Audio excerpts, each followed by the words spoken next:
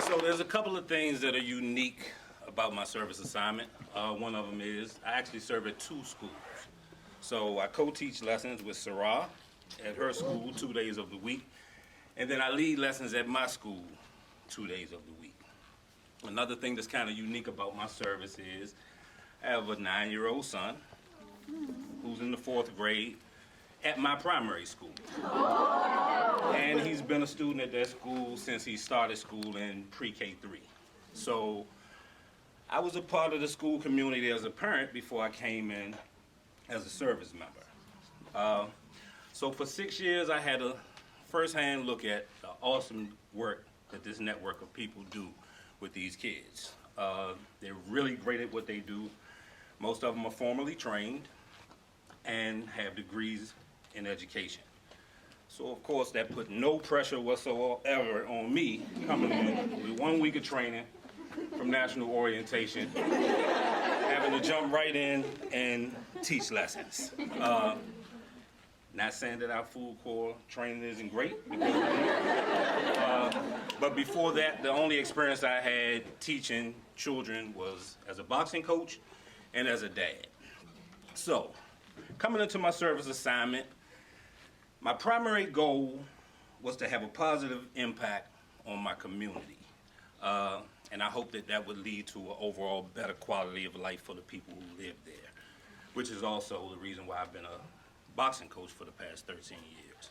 But there's something about knowing that I'm trying to do that on the platform with some of the best educators in the country that terrifies me.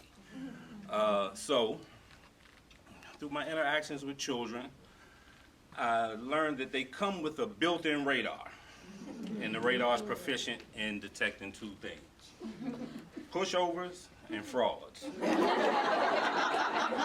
I'm 6'1", have a deep voice, grew up in the inner city, so at first glance I might appear to have a little bit of a rough edge to me.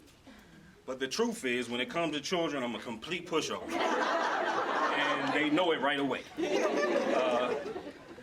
So it's already one red flag on my teaching resume. So what I absolutely cannot be on top of that is a fraud when it comes to teaching.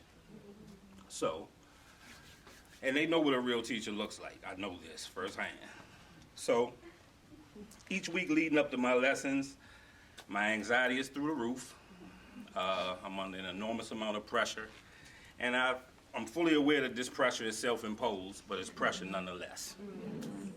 So what usually happens is I prepare my lessons. Sarah and I go in and execute. Lessons usually go well. But because of the amount of mental, physical, and emotional strain that I put on myself leading up to the lessons, by the time we finish our last lesson for the day, I'm completely drained. So one Thursday, we had just finished our last cooking workshop lesson, and we were headed into the kitchen to wash the dishes. So to get to the kitchen, we have to cut through a multi-purpose room. And on this particular day, there's a 2nd grade class in the multi-purpose room having PE class. And I work with classes in 8-week intervals. So this is a class that we had worked with during a previous semester. So they hadn't seen us in a while.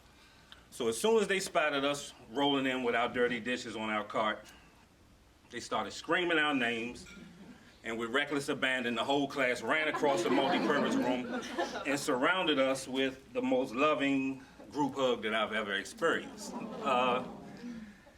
Now remember, this is the end of the day, so I'm exhausted, so they almost knocked me down. But it was in that moment that I realized I'm not a fraud, I'm an educator. I'm having a positive impact on these students. So what I'm learning through this service experience is one of the most important elements of teaching is building and developing genuine relationships. Children can tell if you care, and they're more prone to learn from you if they feel like you're somebody that they can trust. Thank you.